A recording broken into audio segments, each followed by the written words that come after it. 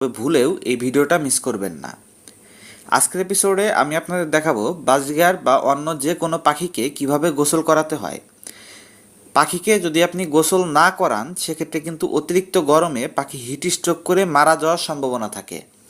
আর heat stroke এমন একটি সমস্যা যেটি আপনি তেমন কোনো লক্ষণ দেখে বুঝতেও পারবেন না। সরাসরি দেখবেন পাখিটা অসুস্থ হয়ে গেছে, হাঁ করে নিঃশ্বাস নিচ্ছে এবং ধীরে ধীরে মারা যাচ্ছে।